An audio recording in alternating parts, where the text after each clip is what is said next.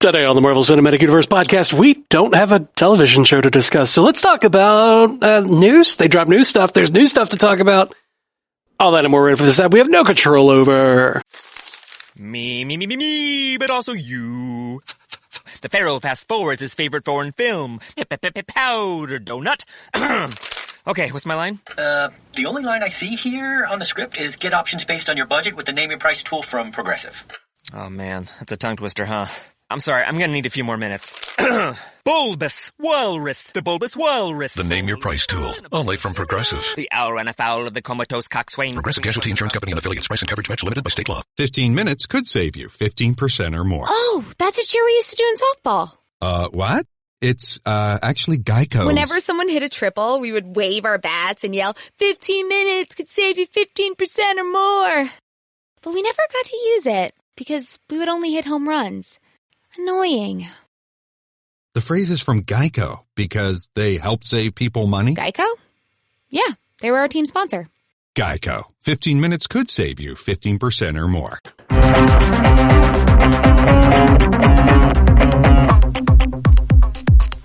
Welcome to the Marvel Cinematic Universe podcast. My name is Matthew Carroll. And I'm Jeff Randall. And today, for the first time in our producer chair, is Melissa Khalil filling in for Ashley. How you doing, Melissa? Hello, I'm good. Happy to be here. We're so happy to have you. Absolutely. Melissa has been helping us out on trivia for many months and ages. And it's been awesome having her every Wednesday night on there. And when Melissa was busy, we said, come join us for and be when producer. Ashley was busy. I said Melissa, didn't I? Dang. Yep. Too many names. When Melissa was busy, we asked for Melissimo. Yeah. When Ashley's busy, we call Melissa. When Melissa's busy, we call Melissimo. Sorry, that was pre-show talk. If you're not watching on Twitch, you just missed it. Sorry, you missed all the fun. You're just completely outside of the joke if you're not on Twitch. Okay, well, but we're excited to be back. We missed last week. We were all traveling for different things and just could not get together on a podcast. So we missed last week, and then the week before we only did one because it was the finale of Fatuous. So we're finally back. We're going to try to get a couple episodes in this week, and this is going to be our first one. It's going to be news and feedback. So we're just going to talk about some news and feedback. Yeah, it feels like it's been so long since we've done news and feedback. How do we even do this? I don't know. I guess we just say what the news is, and then we talk about it. Okay, does that seem good? Okay, so we'll try that. Do you want, Melissa? Would you like to go ahead into your feedback cave, or do you want to hang out for the news? We've never done a news and feedback with a producer. We don't know how to do this. What do we do with our hands? What do we do with our producer? I'll hang out. You probably saw things we didn't, because Melissa's very perceptive. So what are the news stories, Jeff? What do we got? So the biggest thing that we've got right now, that I think is kind of like dominating the MCU cast, thought is Loki got moved up. Loki, the series, got moved to debut on Wednesday, June 9th, which is 5 days after my birthday. Not saying that anybody needs to get me anything because Marvel already has. Yeah, yeah, they did. It's interesting that you say that's the biggest thing on all of our minds because I feel like it's not even like content related, but it's going to be like a schedule thing because I wonder if this means all their stuff is going to be on Wednesdays now because they've got the Marvel. Disney's got the Star Wars stuff coming out on Friday with Bad Batch. Yeah. Well, Bad Batch debuted on a Tuesday, and then, I think it's less that it debuted on a Tuesday and more that it debuted on May the 4th. You know, May the 4th be with you and all that jazz. Right. But I think, they debuted that they debuted episode 1 on that Tuesday and then released on Friday. I think that there's going to be a little bit of runover or crossover time, at least between Bad Batch and Loki. Right. So Loki coming out on Wednesday will, kind of separate the nights that people watch things or the days or whatever that people watch things. But also in the middle of Loki is going to be Black Widow that will drop on Disney Plus as well as in theaters. So that's true. Mm-hmm. I feel like Loki's just kind of getting tossed around like the puny god that he is. Well, it sounds like that's another really solid reason for it to be on Wednesdays. Because since Black Widow's going to drop on Friday, So maybe it is just Loki, but also I do think if they're going to make all of these Star Wars shows they're saying they're going to make, if they point their shot and do it like they have with Marvel, I really don't think they're going to be able to keep everything dropping on Fridays. So like they're going to have to either put the Star Wars stuff or the Marvel stuff. And I wonder if they'll try to pick a day. Maybe they'll alternate. Maybe they'll go back and forth. I don't know. It's interesting. They'll probably play with the format a little bit and see what happens. Feels like Disney Plus is like the new television network of like every good show is on Disney Plus. Like everything that's coming out, everybody just, did you see the new Disney Plus series? Like which one? Because there are so many. Especially for yourself, who's like a big Star Wars fan and a big Marvel fan. Like that's just two humongous things coming out in Disney Plus. Is it that obvious? Because I'm wearing a Saber the Moment shirt. That is Obi-Wan and Darth Vader crossing sabers, and there's a Death Star on my shirt. Currently recording a Marvel Cinematic Universe podcast. Oh wait, have in the background here a new thing. Oh, what's your new thing? Just this old thing. That is absolutely beautiful. I was going to try to wait and hang my new thing that I received this week. Nah. That is awesome. Can you do a Hemsworth voice for us? Is that something you can do? For the audio listener, he's holding up Stormbreaker. He has a Pardon me. Big Stormbreaker. I have to put the hammer down. From one of our wonderful and long-time listeners, BVK, Brian V. Klein, gave Jeff a Stormbreaker and me a Cap Shield, and it is the coolest thing I've ever owned. Yeah, it's the nicest... It's the nicest gift I've ever gotten from anyone. All right, Stormbreaker, you're going to have to calm down. You should not have touched Stormbreaker. He's going to do that for the rest of the podcast. Yeah. Here we are. You had to give him the limelight. Got to know. Stormbreaker never knows when to leave the stage. real stage hog. But no. Anyway, thank you to Brian for that. And everything and all of his support of the podcast and the community all these years. But those are two incredible gifts that, I'm not a big collector of things. So like this shield is like the coolest collectible I've ever had. It's really awesome. Mm-hmm. Coolest collectible I've ever had, says the guy who doesn't collect anything. Well, like, means a lot. No, it's huge to me. That's why it's such a cool thing. Like I have like some Funko Pops and stuff. I have a few things. I just don't collect as much as a lot of people do. And like, so to have like such a cool, big old collectible thing, I'm very proud. Very proud of it. Whenever I got home with it, I was like, where am I going to put this? Where am I actually going to put this? Like, I love it. It's great. Like, I'll lean it in the corner somewhere. What corner am I going to put this in that it is A, visible, and B, like, not making me trip over it every second? You should just do what Thor does and like lean it up against a wall as a bottle opener. Yeah. Opens your bottles on Wednesday nights. I like this one. Mm-hmm. Yeah, I like this one. But sounds like in the chat, a lot of people are saying they're thinking it's just Loki's going to be on Wednesdays because of Black Widow. Mm. Yeah, it makes the most sense that Loki would be the one series, the only series to shift. But that's the thing. Marvel has 4 movies this year.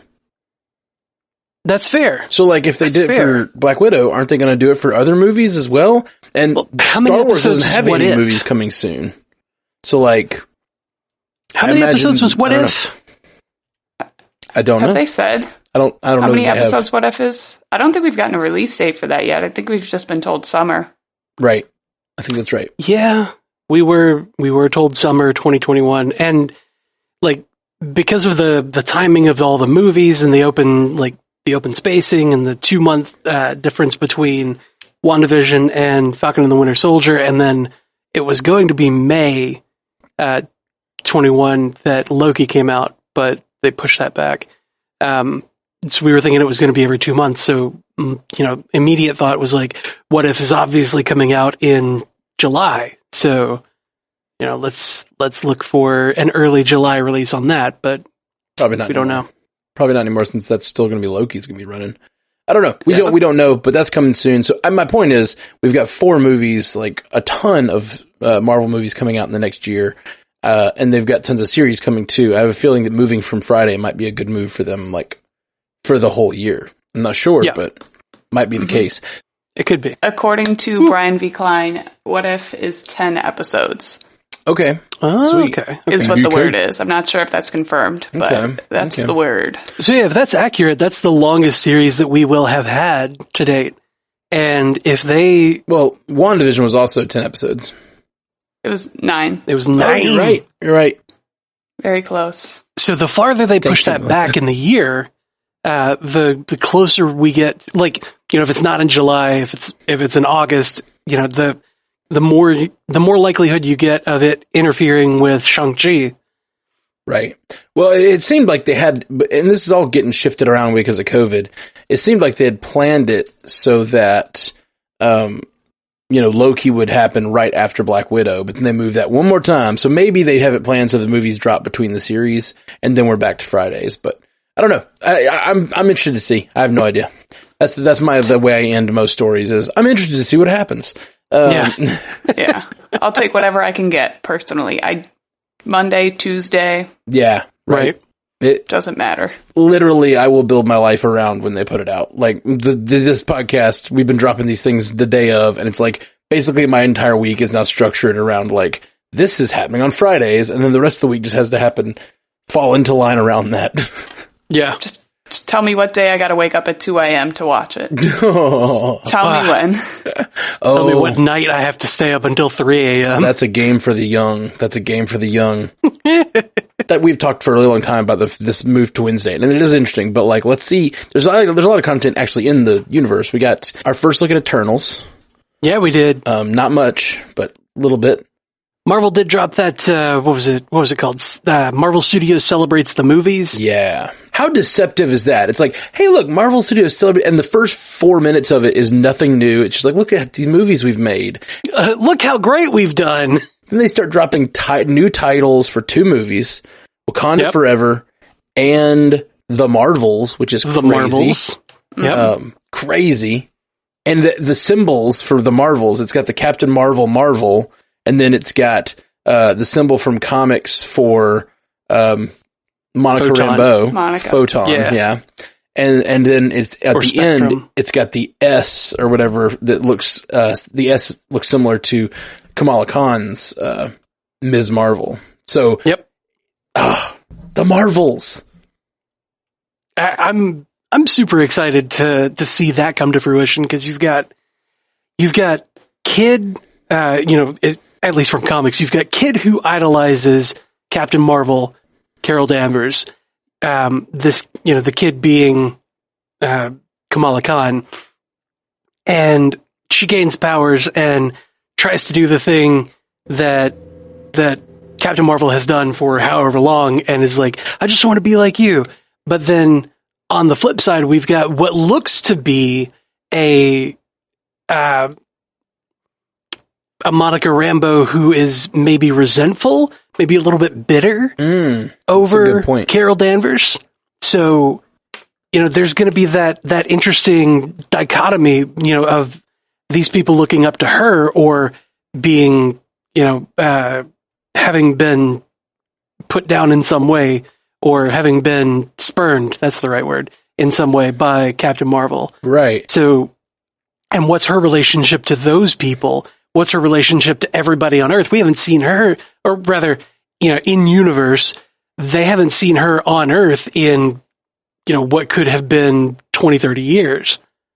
That's a really good point. If she's been gone that long, why? And how does Kamala Khan know so much about her? Why does Kamala Khan idolize her if they're following that from the comics? Right. It seems like they will. Maybe she idolizes her from her appearance in Endgame, like maybe this is all, after that. And maybe the world saw all that happen and she's like, oh my gosh, like, did you see that woman come out of the stars and absolutely wreck house? Yeah. That's who I'm going to connect with, Did you see the woman that got headbutted by Thanos and didn't even flinch? That was so good. Like, just grinned at him. Great.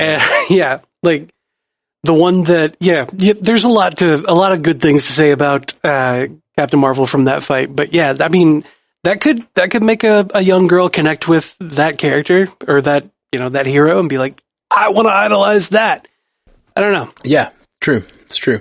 But you're right, though. It is interesting that how complex the relationships seem to be, especially once we get a Miss Marvel show, and we've already had this show centered around Monica Rambeau. Like, yep. It's going to be interesting to see how they explain those relationships going into the Marvels, or if they're just going to drop us in and be like, well, you better know who these characters are. I had entirely forgotten that the Miss Marvel show was going to come out this year. Yeah, it's crazy, right? Like, oh my God. There's so much, Matt. There's so much. So much. Is there any other news that we're forgetting? Let's see. Before we dive into Wakanda Forever got. Oh yeah, we haven't talked about Black Wakanda Panther Forever. 2 got Wakanda Forever. That's a perfect title. I feel like it's perfect.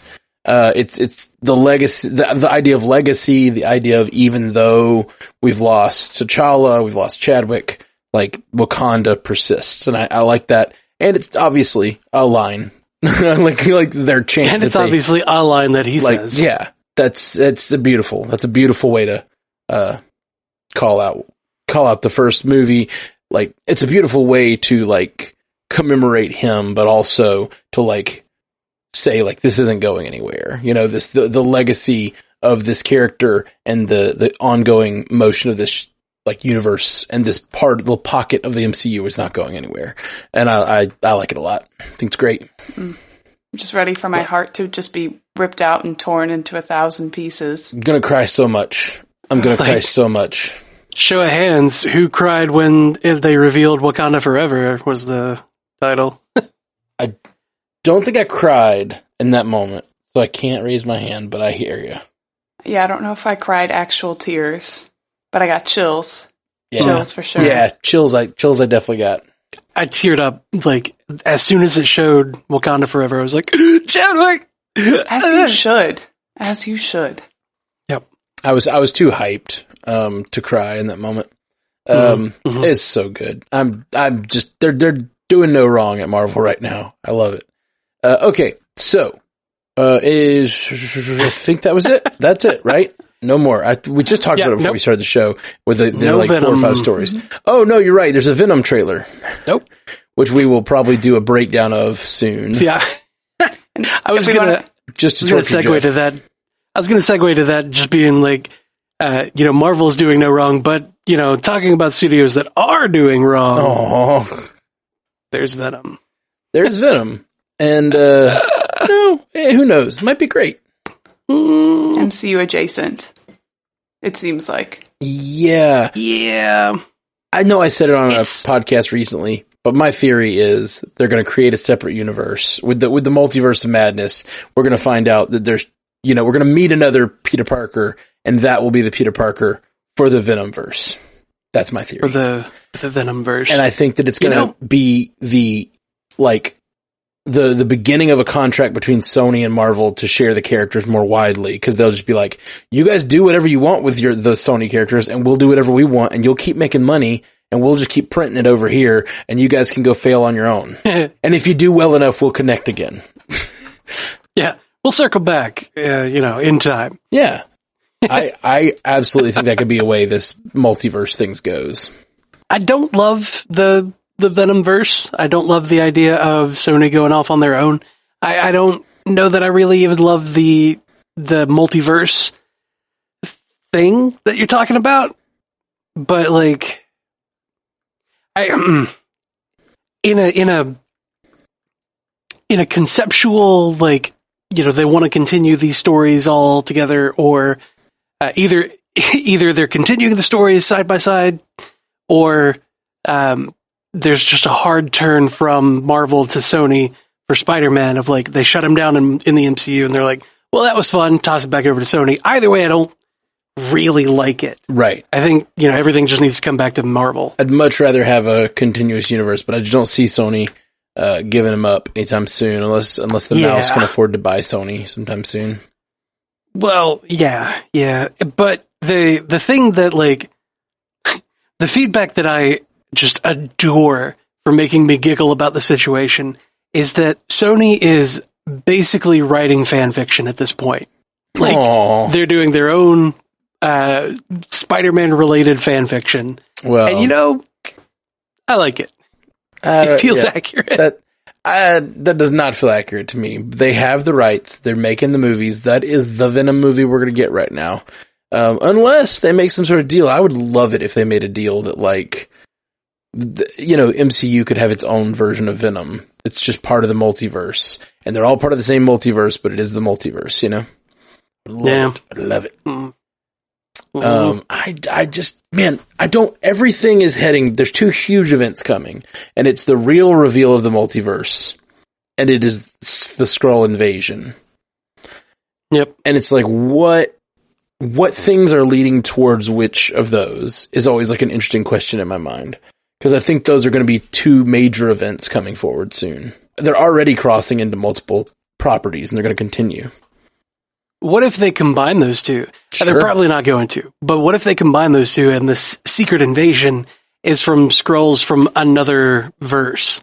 Because, we've got the good Skrulls here, and then it's the bad Skrulls from the other verse. I gotcha. I mean, that could be. There's less nuance. There's less nuance to the race. Like, all Skrulls are good? Like, come on. Yeah. Then you get into, like, weird. Melissa, why didn't you stop me? Then you get into Star Trek levels of nuance where, like, the mirror universe, everyone's bad. I liked where you were going there, so just keep going. Melissa, why didn't you stop me? I like it. Okay, so I guess let's turn to feedback. We got a few things of feedback here, and Melissa, we're going to send you to your feedback cave if you're okay with it. I'll go back in my cave. Enjoy your cave time. We're going to be up here talking about the feedback from the people, and she'll be back with some of the live feedback in a few minutes. Bye. Bye. All right, Jeff, what you got in the feedback, sir? John Litz, one of our patrons, says, "Hey, fam. Hey. What up? Since we have no more fatwas, I've been digging through Marvel Unlimited, and I started reading the Venom series, which is awesome. But with all of the speculation we do here, how cool would it be to see a King in Black story arc in the shared Sonyverse/MCU? Especially with Null being introduced in Thor issue number 6, 2013, which is the issue Gore gets the Necrosword in. It would make for a very easy connection. I'm not counting on any Easter eggs or anything, but I'd love to see something that could tie Venom Let There Be Carnage to Thor Love and Thunder and the Necrosword. I don't foresee this happening, but I just wanted to share how cool I think this would be." I never read this run at all, but I guess the King in Black is Thor with the symbiote? I don't believe so. King in Black is going on right now, if I'm not mistaken. Oh, okay. It's a very new thing. So much so that if you go to the Marvel site or the Marvel wiki to read anything, like King in Black is the background that you see, or at least it was a month or so ago. And I haven't read any of it yet.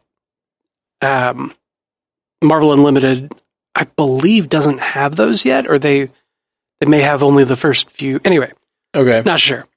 But Null being introduced in the same issue that Gore gets the All Black the Necrosword would be a pretty easy way to introduce the idea of the symbiotes, because Planet of the Symbiotes or whatever is a pretty simple way, or is a pretty simple thing to do with Gore goes around killing whatever pantheons, and that just happens to be one where he goes there and maybe something happens, he gets his ass stomped or whatever, he kills their pantheon. Anything could happen there because Planet of the Symbiotes is just it's another planet in space, they do whatever.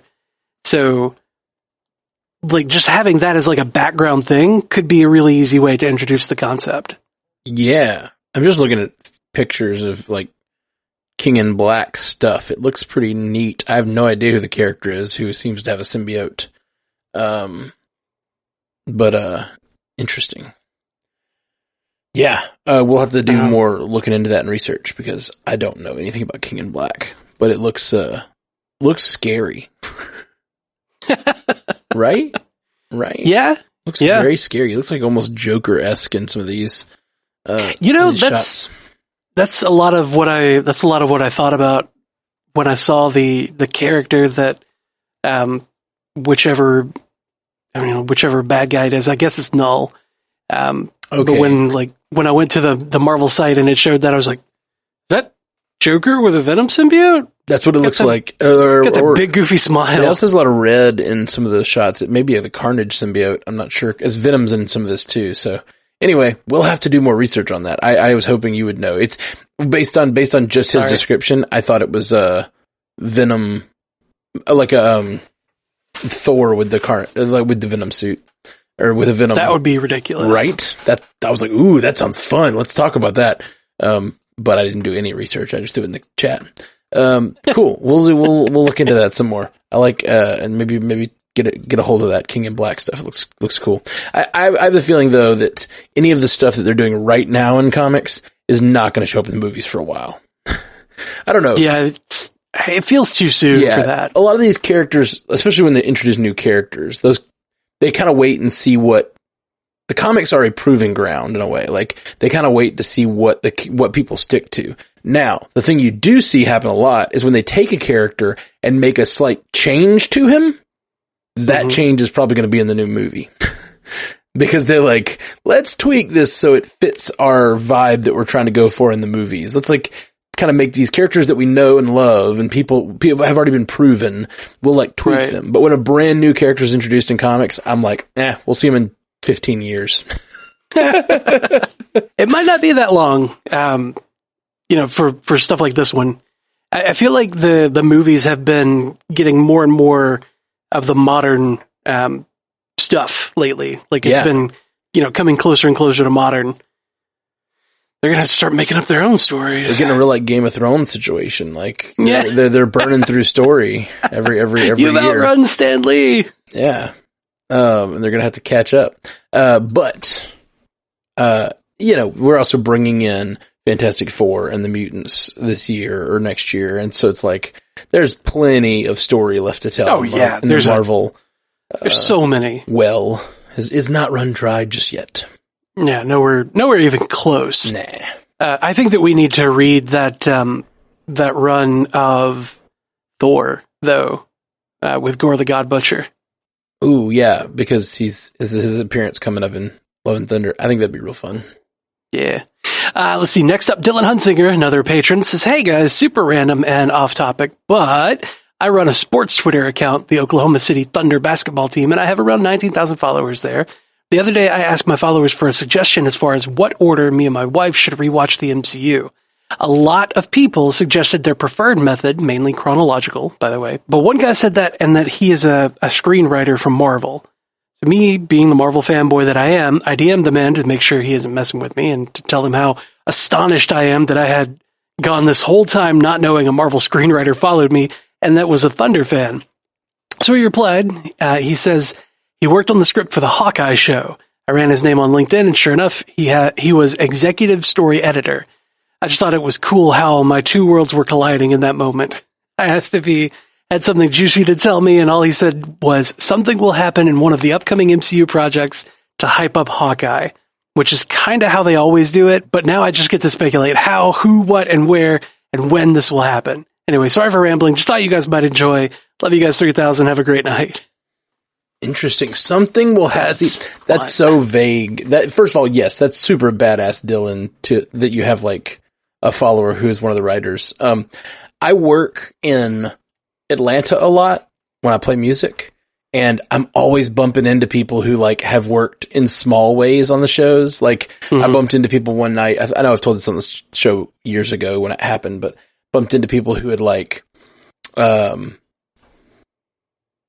were the set designers for All Hail the King. And I was like, oh my gosh. and they were like, you've heard of that? Like, cause they're like, I am your guy. Let's talk about this. Right. But like, and then, a couple weeks ago, I ran into a lady who was she was a stunt woman, and she had been a stunt woman for a bunch of the ladies in the MCU. And I was like, whoa, like who? What scenes were you in? Tell me everything. Tell me the whole story. But I gotta say, executive story editor, that's pretty high up there. Right? That's somebody we need to interview. Okay, so let's decode this. Something will happen in an upcoming MCU project to hype up Hawkeye. I mean... Oh, I got it. I already solved it. You got it? You hit me. I'm ready. It's Black Widow, man. Yeah, it's obviously Black Widow. Black Widow. That's what I was thinking too. Gonna hype up... Sorry, I thought I solved it. I guess I was late.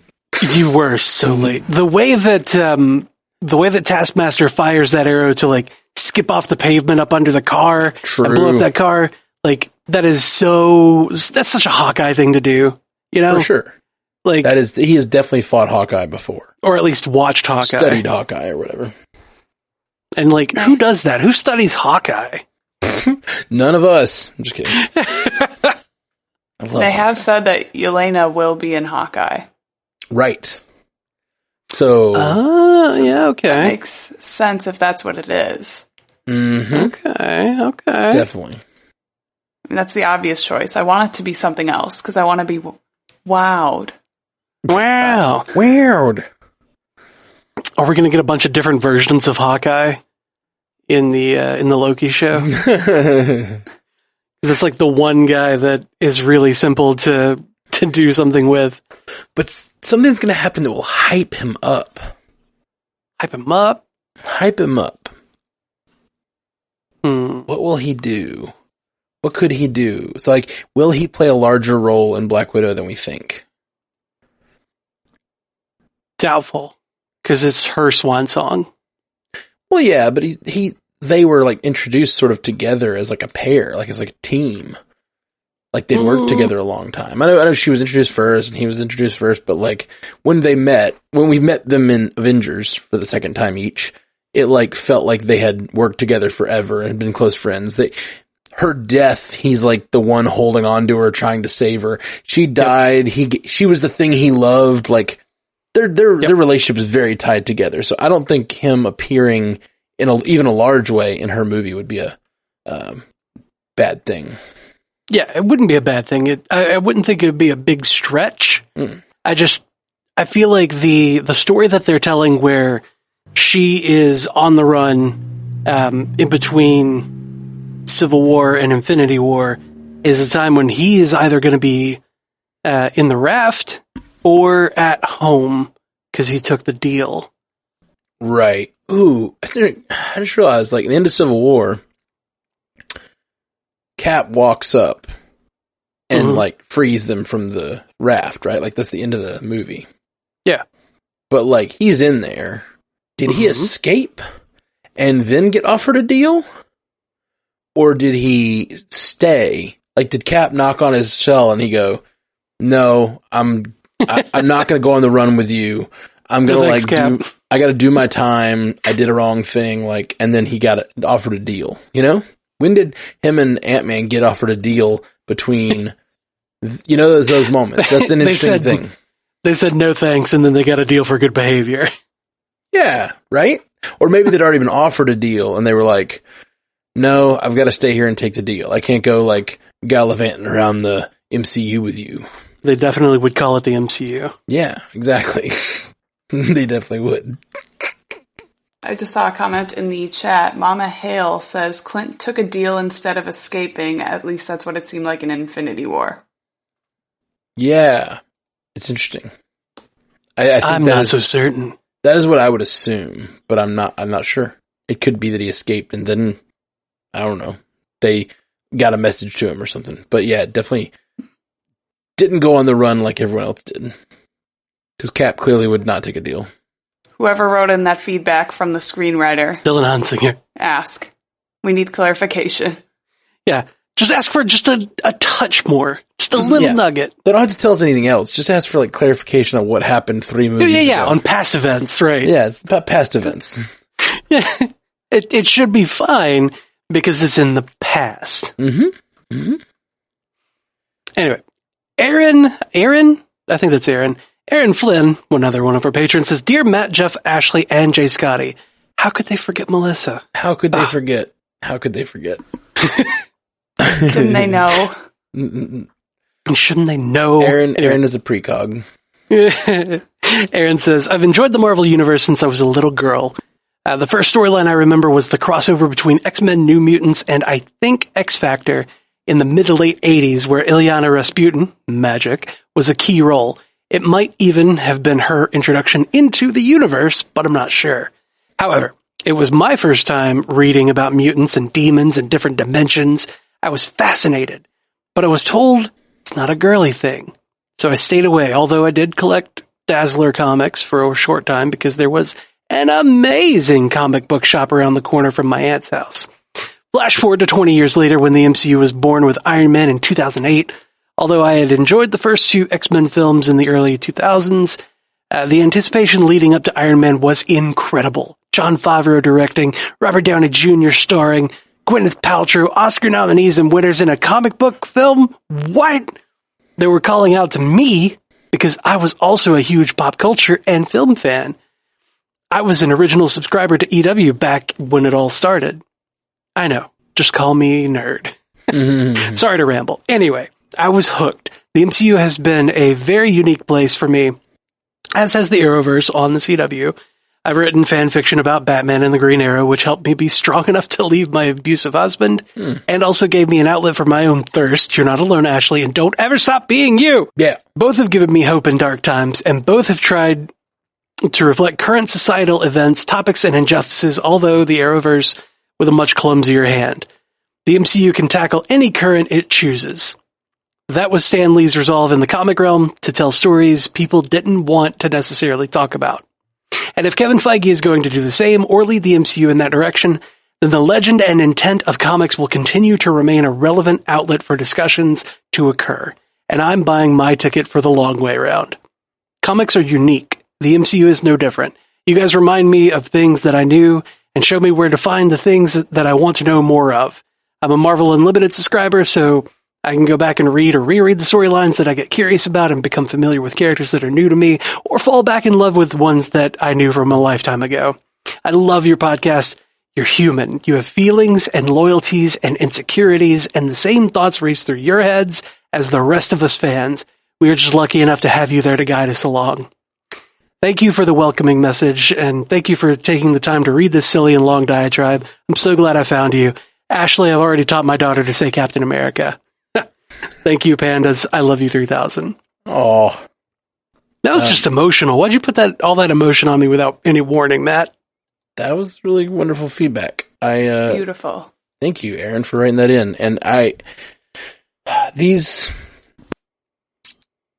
lot of the things I grew up on and believed in when I grew up have left me. And to me now, storytelling is kind of what life is all about. On the micro level and the macro level, we tell ourselves stories to to shape things, to shape events that happen, we make up our own stories. But these types of stories are a big part of, to me, what life is about. That used to sound almost sacrilegious to me. And now I just see it as it's just a natural part of who we are. We retell stories, we intake stories as a huge part of who we are as human beings. And the fact that you were able to write things and it was able to bring you out of a hard place. That's amazing. So thank you, Aaron, for writing that in. That's huge. Love it. And I'm glad you found an outlet for your thirst, because that is a necessary part of life. Yeah. We are on YouTube, by the way, now. So you can actually see us if you're looking for more outlets for, no. She's talking about the characters. Never mind. Right.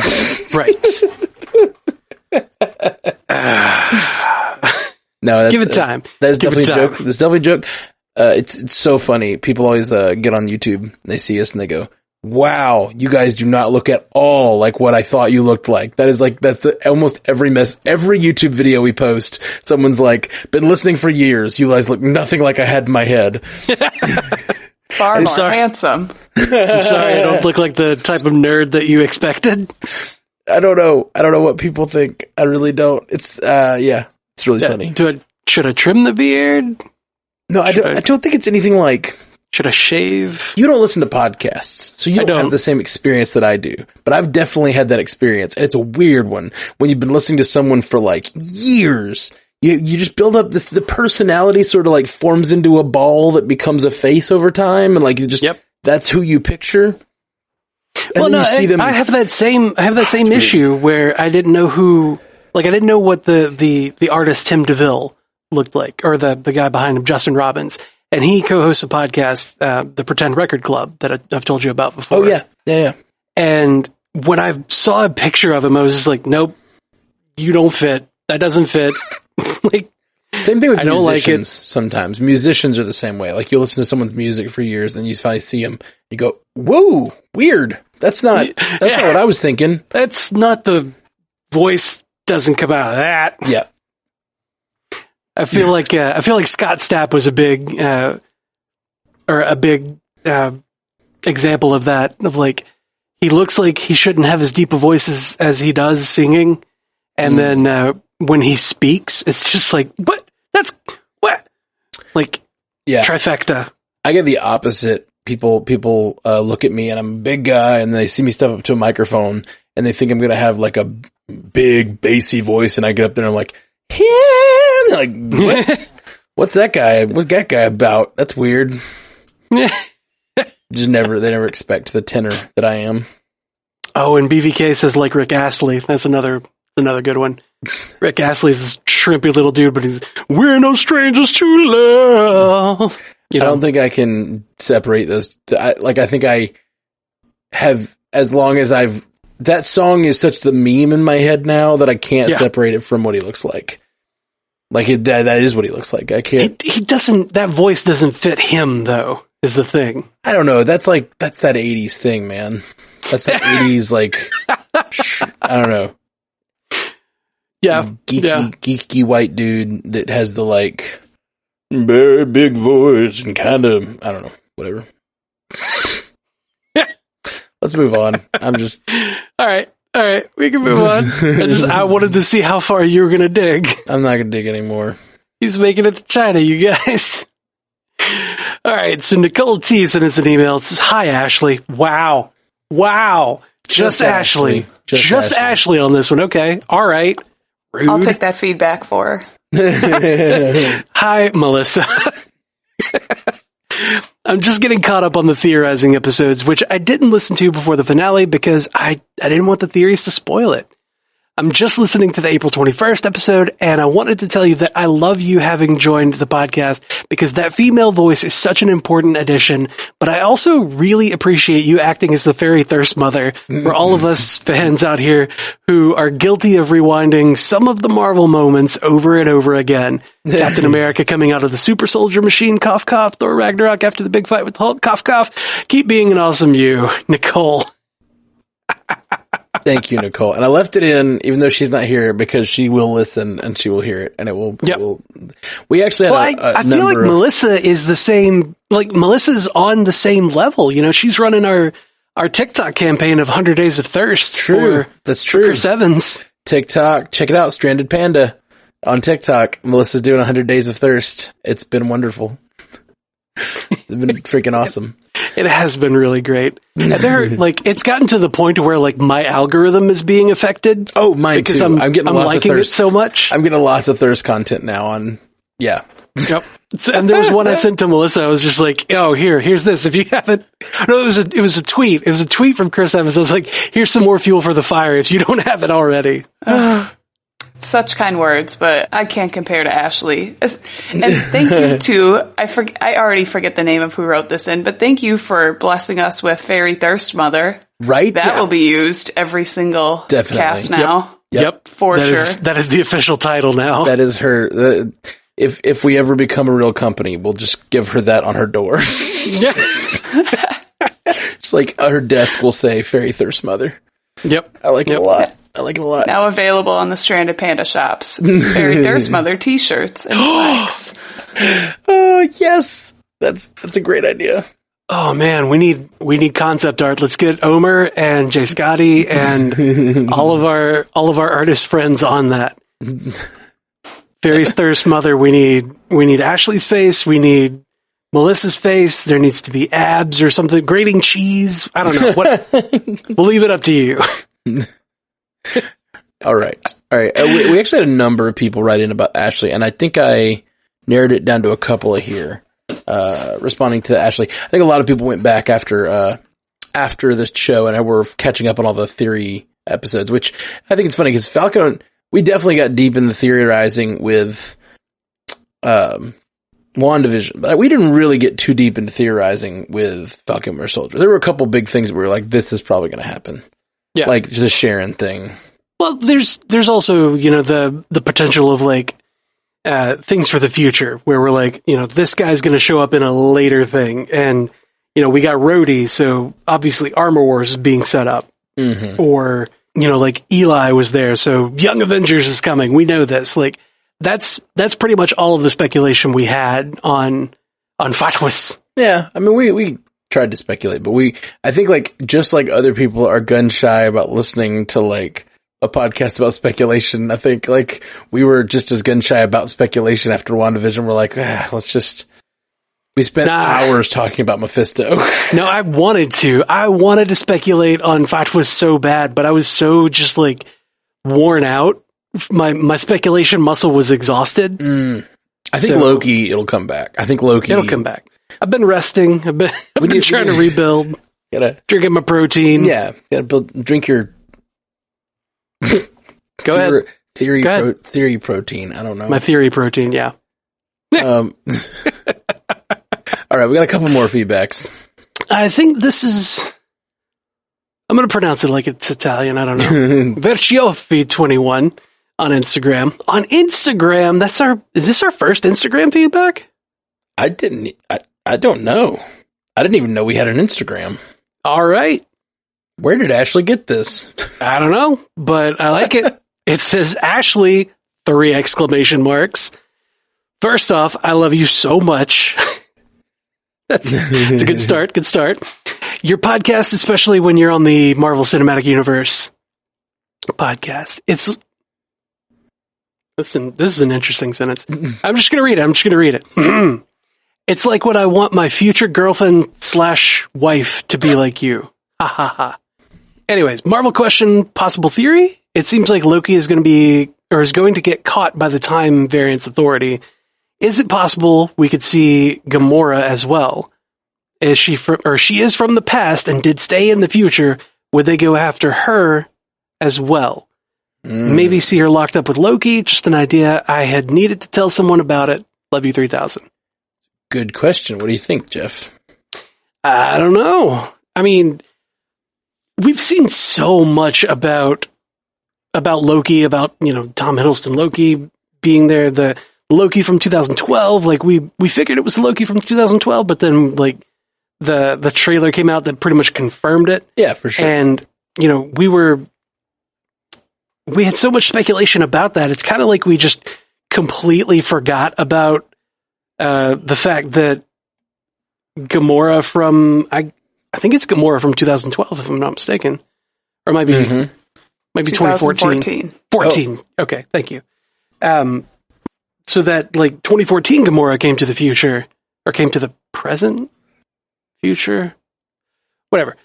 Came to the current Marvel timeline. So, like, is that something they even care about? Right. So that's the question. The situation is different than Loki. Loki, by his dropping out of that event, separated the timeline into its own branch, which is what the Ancient One warned them about.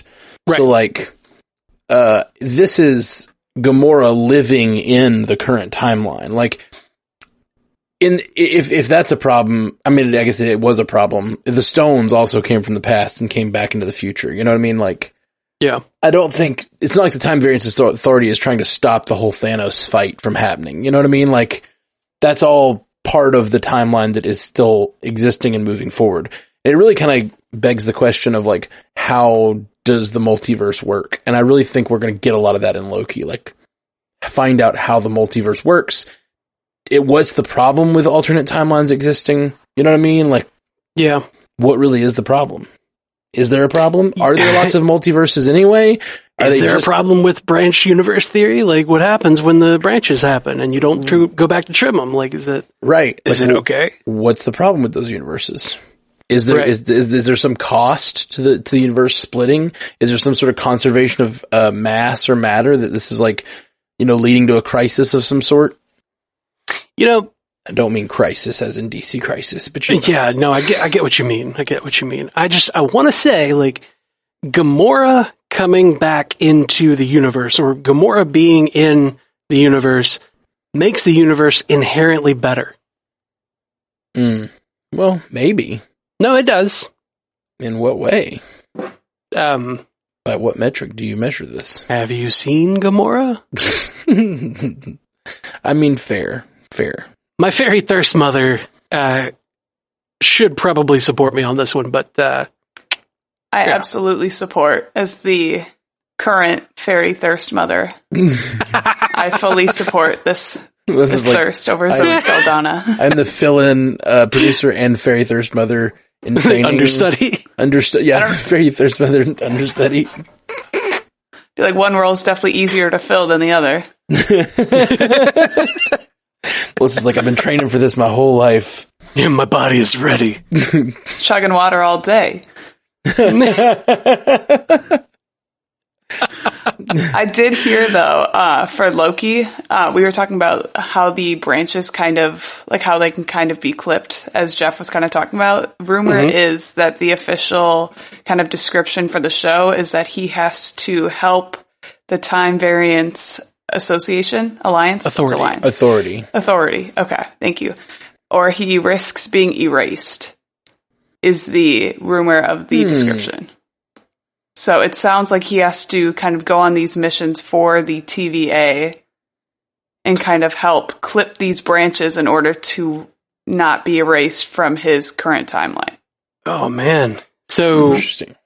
Or like, what if they already clipped his branch and he's like a remnant of a universe that has already been destroyed, basically? And they're like, well, we could completely destroy you as well. Step into the box, no longer exist, or work for us.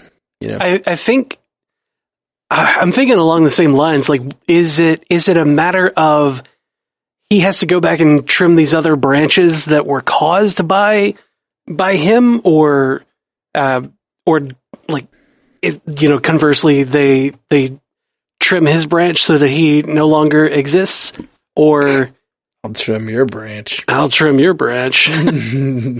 that branch timeline that he is coming from, do they trim that one and he no longer exists? Like, is it a poof kind of thing? Does he dust? Like, what happens? Or is it just that, like, okay, you exist now, so you have to come and help? Like, we're kind of forcing you into it. Andre Sparks sent us a message. Jeff, Matt, and Ashley, it's been a while since we had a news and feedback episode. Can't wait to hear all your thoughts, but here's a specific one for you. Whoopi Goldberg wants to be an aged superhero. Perfect casting would be Madam Web. What do you all think? Take care. I've already spoken my piece on Whoopi Goldberg. I want Whoopi Goldberg as Professor X. We have indeed. But in lieu of that, I think Madam Web is a pretty solid choice. Maybe, but I want Professor X. All right. It's one of those, like, this is the only casting that I will allow in my brain to happen. Your hill to die on is the Whoopi Goldberg hill that I'm going to die on is Professor X. All right. I think it's a fine idea, but I like Madam Web. That's a great idea. Who is Madam Web? As someone who hasn't read the comics. Oh yeah. Madam who is that? Web is like, I don't fully understand her. My only information really comes from the comic, or not the comics, the cartoon show growing up. And Madam Web seems to be this like trans-dimensional being who sort of like lives in the like multiverse and seems to be guiding the different Spider-Men in some ways. Like, she seems to be a guide for Peter Parker as he steps into the multiverse, and she's sort of like this elusive, mysterious character. Yeah, that's roughly the same. Much like Professor X, she is telepathic, but she is paralyzed, but it's she's got several things about her. She's paralyzed, she's blind, she's telepathic, clairvoyant, she's a precog, and like Matt was saying, she works kind of throughout the multiverse. So she's like the kind of like the Oracle, I guess, for if you want to put a DC spin on it, like she's the quest giver, basically for Peter, like for like multiverse Spider-Man stories. Yeah. So like isn't there supposed to be a Madam Web like movie or a Madam Web centric story that Sony is doing in their Spider-Verse? I have not heard that. I don't know. So who knows? I don't know. It's really funny that you point out all the similarities. Like, yeah, she's paralyzed. She's sits in a chair all day. Telepathic. That's funny. The telepath I want for Whoopi Goldberg is Professor X. The name on this message is fully vaxxed crappy MSU Photoshopper. And they say, Sharon being a Skrull could also explain why you also hear others call the power broker as him. From what I understand, Fury is currently stationed on the moon in the comics. This made me think a lot about this idea of the moon and the Skrulls. We were talking about it earlier, how like what's leading toward the multiverse and what's leading toward the Skrulls. And then I thought about the idea that like up in, the Cap's supposedly on the moon. It's possible that Fury is on the moon. In the comics, he's on the moon. He killed a Uatu and had to take over the role of the Watcher. Okay. So that's why he had to go to the moon. Right. It could be one of those little comics nods, though. Not necessarily they're going to do all of that, but he could be on the moon. So it made me think, if that's going to relate to the Skrull invasion, what about this? Cap shows back up. Old man Cap shows back up, does his thing, and we're like, oh, it's Cap. We trust him. We love him. He's Cap. But then we find out he's a Skrull. And I hate that. It's real bad.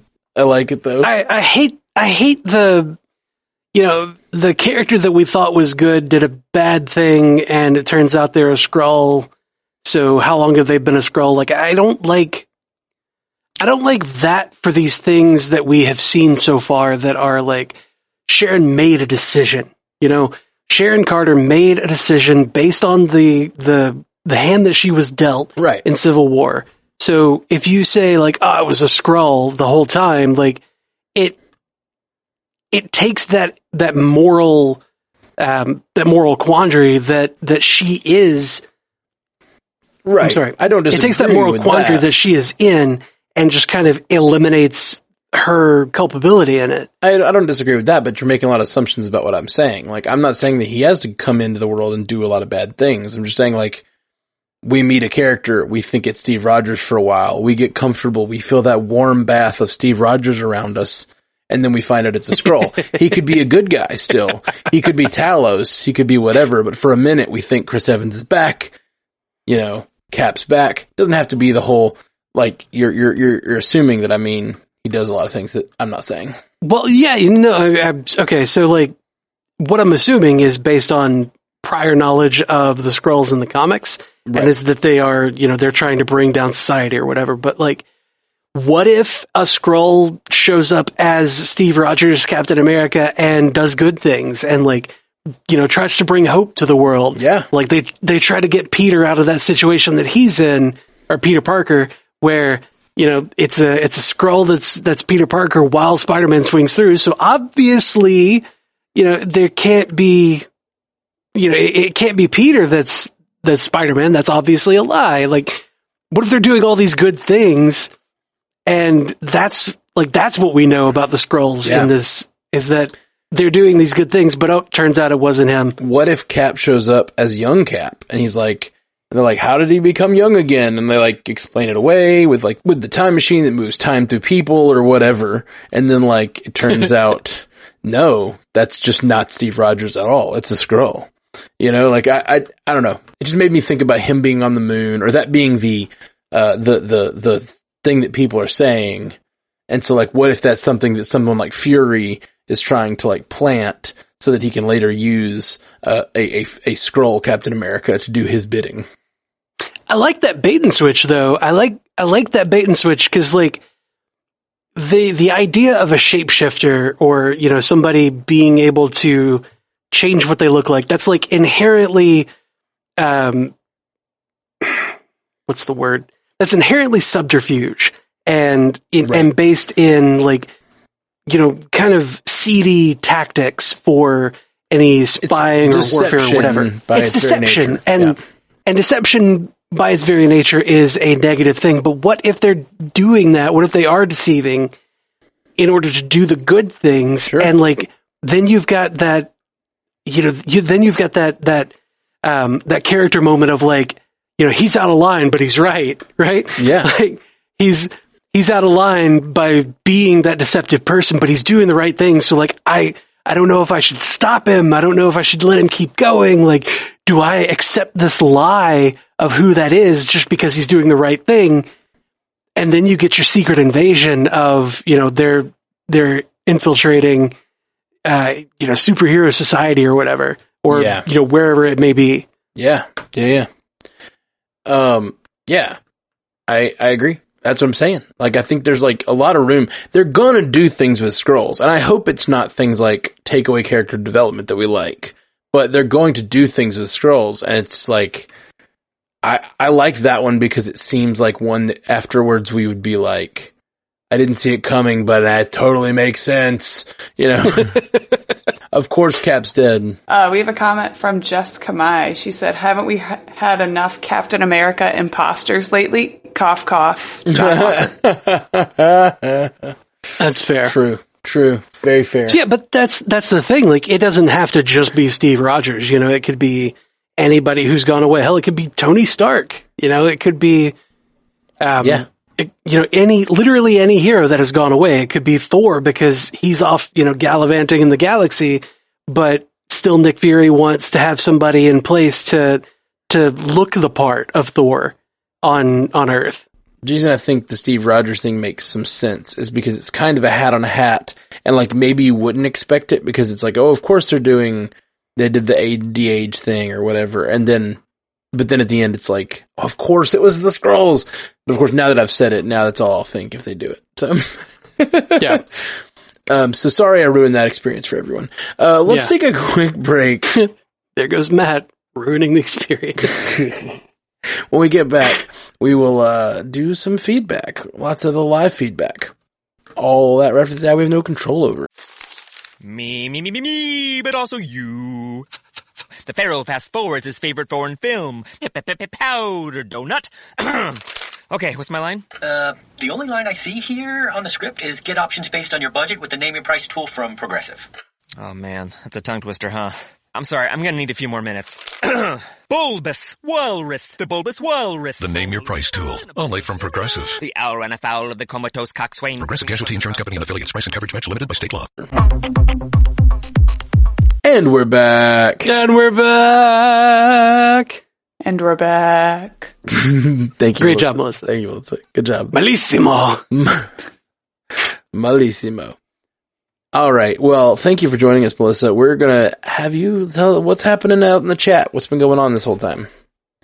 Yeah, we've got a lot of discussion on the potential of mutants, specifically around Miss Marvel and WandaVision.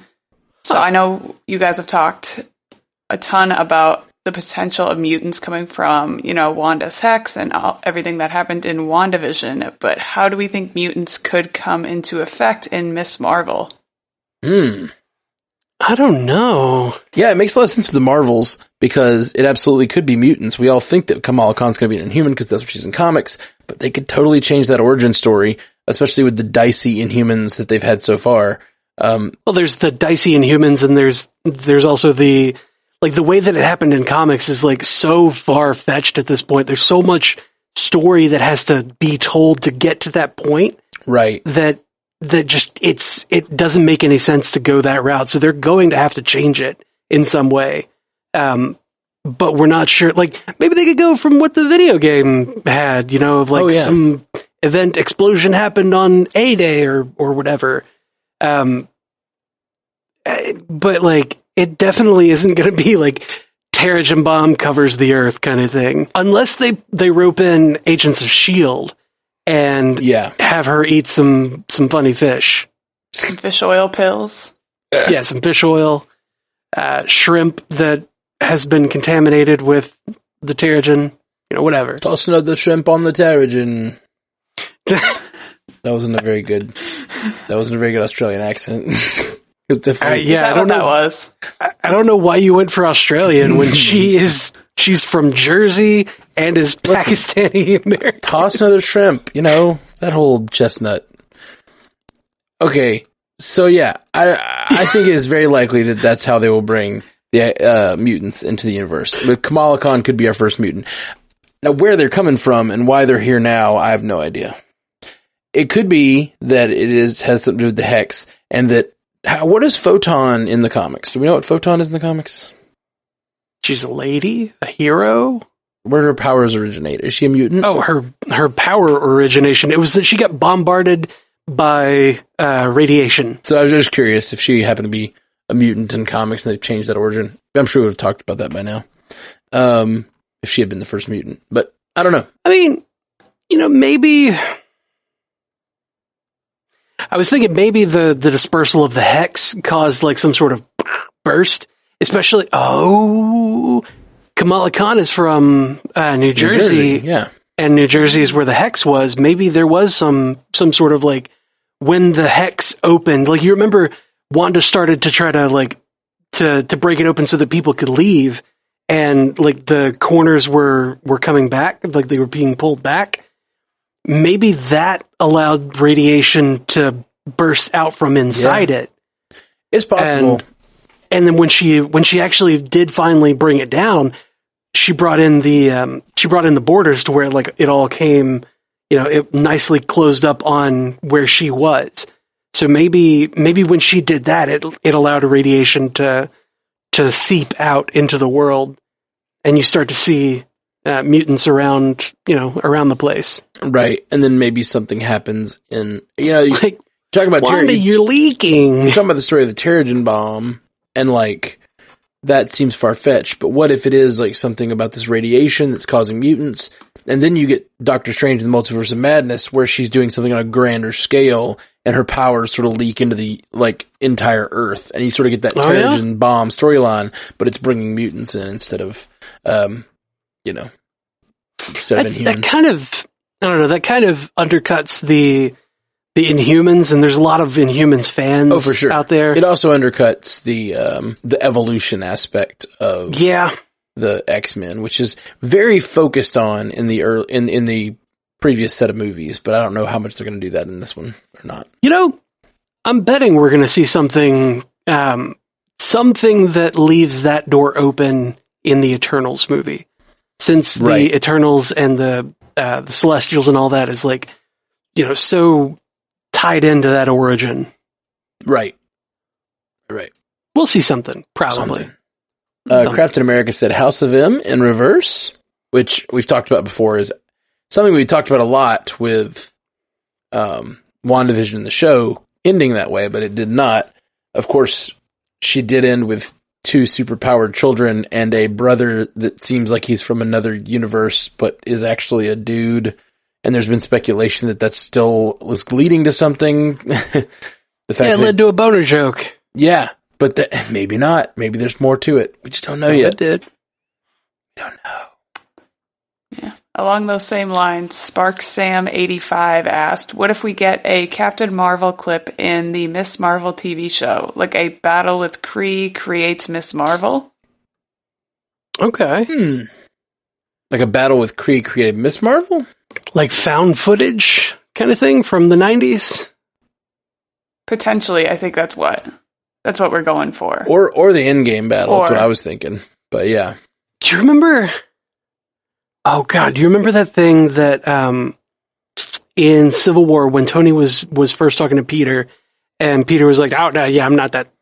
It's one of those things that happens. It's fake news. I'm not Spider-Man." And he pointed out like what was it, the lights over Phoenix? Was it, or the I think it was lights over Phoenix. I don't know, but it was like UFOs was the thought, like, right? Mm-hmm. What if that event was Captain Marvel, like that big fight with Yarnrog at the end of Captain Marvel? Because they were out in the desert. Oh, yeah, we don't know where it was. Yeah, all we know is it was a desert location. Mm-hmm. I mean, it would have been way before that, but still. Yeah, but maybe it's like one of those, maybe in the MCU, it's like one of those things where we talk about Roswell and a crash there, and they talk about lights over whatever desert that was that he says. Let's see. The Phoenix Lights were a series of widely sighted unidentified flying objects or UFOs observed in the skies over the U.S. state of Arizona, and also Nevada and the Mexican state of Sonora on March 13th, 1997.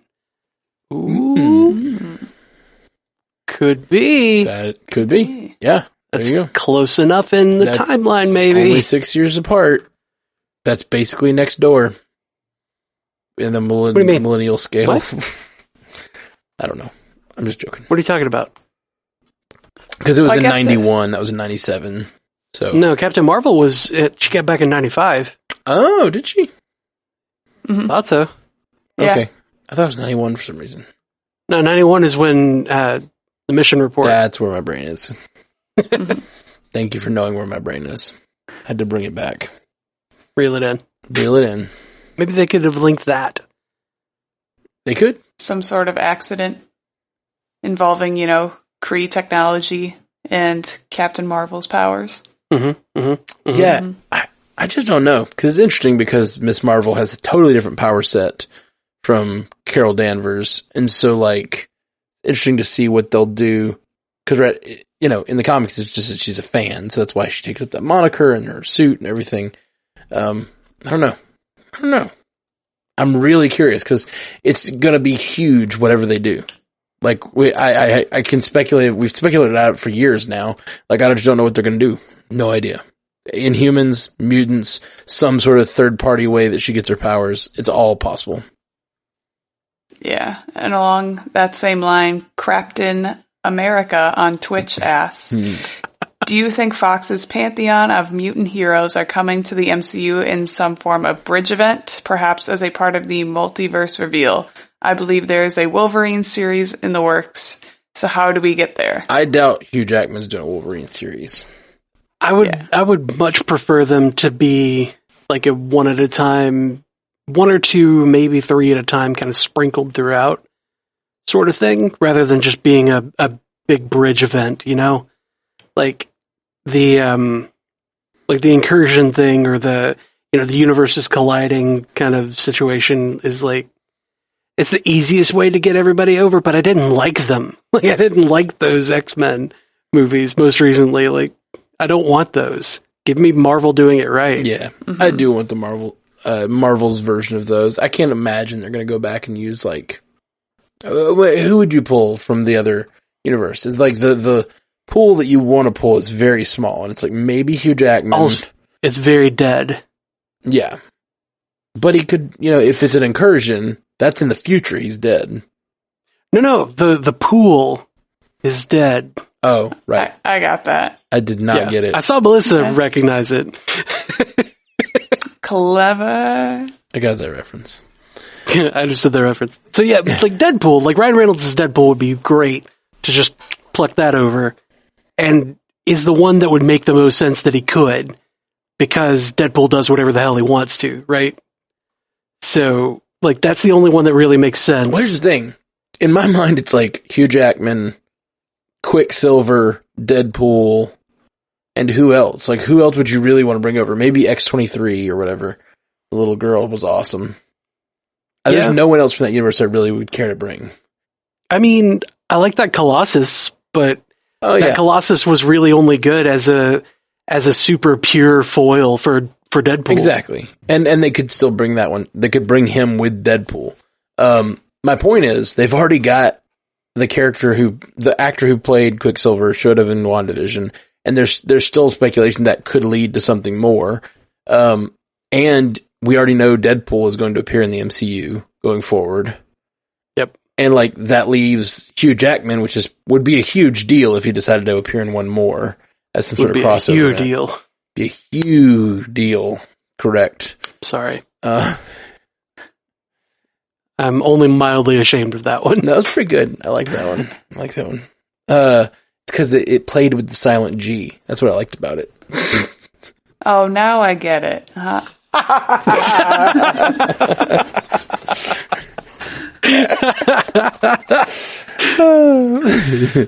Clever devil. I like it when Melissa plays dumb and it makes my joke sound worse.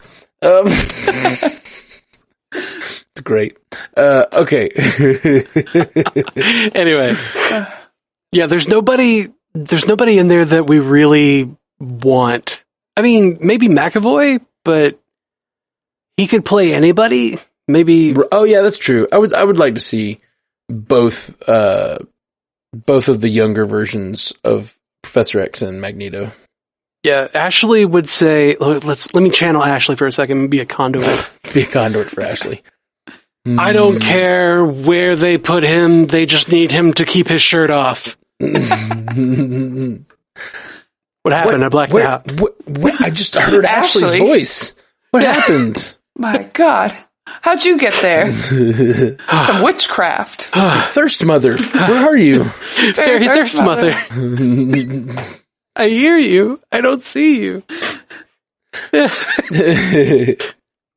Okay, let's run through some more. What do we got? We've got some news kind of in the chat that Marvel has started their Emmy campaigns for both WandaVision and Falcon and Winter Soldier.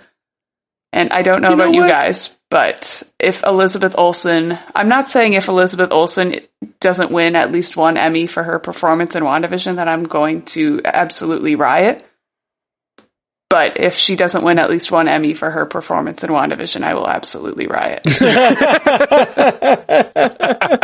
I'm not saying this, but I'm also not saying that. I think she's amazing. I also absolutely love Paul Bettany's performance. Yeah, and Catherine Hahn as well. Like, they're all absolutely amazing in their roles. Oh, yes. My God. And the production and how bold and interesting it was for a Marvel thing to be so different and weird and interesting. Like, yeah. Can't say enough about that, how good that show is. I mean, just like looking at these shows, we've got Elizabeth Olsen was amazing. Paul Bettany was incredible. Catherine Hahn was, as always, phenomenal. But then you've also got Anthony Mackie, like, really delivered some powerhouse emotional scenes in Fatwas. Mm-hmm. And then Sebastian Stan as Bucky was also like, he was, oh God, like, especially in the scene where he was like getting, where they were like finalizing the Winter Soldier programming being out of him, and he was just like struggling to fight against the words being said so that he could keep his own faculties about him. Like, and they only showed his face during that whole thing, and you just felt it growing. You felt that pressure mounting of like, please, I have to stay me. I have to stay me. Like, oh my God, he was so awesome. Like, all of them deserve Emmys. I don't know how to pick. I can't. It's like picking your favorite kid. Well, it's interesting. It's just it's almost a different playing field, because these are movie actors playing movie roles being done by a movie studio, and they're just on TV. It's that sort of blending of movies and television has been happening for a long time, and this is just next level. You know what I mean? Yeah. Yeah. And, honestly, like, thinking back on that, I think also the production team for WandaVision and the music, or the composers, like, all of those things where they were doing, a different version or a different time period of that genre TV every episode, like, that's incredible that they were able to pull that off. Yeah. In a way that, like, really sold it. 100%.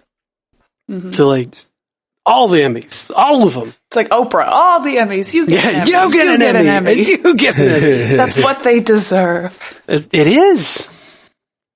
Mm-hmm. Anyway, have we gotten anything else feedback-wise? No, that's about all from the chat right now. All right. Well, chat, thank you for joining us for the live watch. We're going to continue to do these live watches on Monday nights, generally go around 5 or 6 p.m., and and once Loki's out, we'll probably have to shift that around because it'll be weird. I don't know when we're going to do all our stuff because Wednesdays is a weird day. Figure it out. We'll figure it out. Melissa, thank you so much for joining us for the first time as a producer on the show. Yeah, everybody clap. Applause. Yeah. Woo! I did it for my fans. What can I say? Thank you guys for having me. Of course. Listened to the show for years, obviously. Love the work you guys do, so excited to be on. Thank you, my friend. Your insight is always valuable, always appreciated. So it's a pleasure to have you on here to be in that hot seat for the week. Yeah, for sure. We'll definitely have to do it again sometime. Well, I guess that's about all for us. We're the Marvel Cinematic Universe podcast.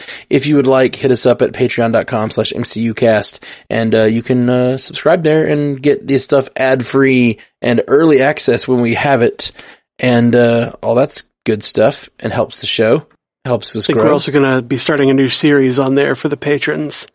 Oh, with the Lego things. Oh, that's for the patrons? Was it going to be, or were we doing that on Twitch? I don't know, YouTube. Man. I don't know. Whatever. We'll figure it out. Figure it out. You tell us, Melissa. You're the best at marketing. I feel a little today. Okay. My brain had a hard time. It's probably the blood loss. Yeah, from the foot. From the injured foot that I sustained right before we went live. We're supposed to go live at 6 today, and we didn't get on until 6:30 because Matt's trying to rush us through it because he's bleeding out. He's like, I have to go to the hospital after this. Can we wrap it up? I fully expected to get through this recording and Matt to be like, thank God, I bled through my bandages 6 times since I've been sitting here, but we had to record. Blood is everywhere. Couldn't miss it. I think the foot's fine. I stepped on something sharp right before we came on the show and I was bleeding. It's bleeding pretty seriously, but I once I washed it and dried it and put a Band-Aid on it, it seemed like it was going to be fine. But I'll probably be limping for a couple days. Anyway, love you all 3,000. Peace. Until next time, true believers. Bye. Thank you for joining us for the Marvel Cinematic Universe podcast. Available everywhere you get podcasts, and now a video version streaming live on twitch.tv/strandedpandatv and available at youtube.com/strandedpanda. And if you'd like to learn more about all of our other podcasts, geeky projects, and ways to support the network, visit strandedpanda.com. Me, but also you. The Pharaoh fast forwards his favorite foreign film, Powder Donut. Okay, what's my line? The only line I see here on the script is get options based on your budget with the Name Your Price tool from Progressive. Oh man, that's a tongue twister, huh? I'm sorry, I'm gonna need a few more minutes.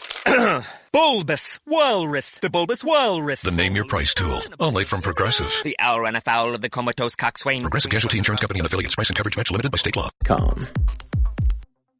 I think what flavor of these new Dunkin' coconut refreshers you get says a lot about you. Really? What's it say about me? Well, you got the refreshing golden peach because you're vibrant, fun, and positive. Huh, what about me? The bold purple pomegranate means you're vibrant, fun, and positive. I take it I got this delicious pink strawberry because I'm vibrant, fun, and positive. Yeah, it's a simple system, really. Share the shine. Enjoy a medium Dunkin' coconut refresher for $3. Order ahead plus earn rewards. America runs on Dunkin'. Participation may vary. Limited time offer. Excludes classic Dunkin' refreshers. Me, but also you. The Pharaoh fast forwards his favorite foreign film, Powder Donut. Okay, what's my line? The only line I see here on the script is get options based on your budget with the Name Your Price tool from Progressive. Oh man, that's a tongue twister, huh? I'm sorry, I'm gonna need a few more minutes. Bulbous Walrus, the Bulbous Walrus. The Name Your Price tool, only from Progressive. The owl ran afoul of the comatose coxswain. Progressive Casualty Insurance Company and affiliates. Price and coverage match limited by state law.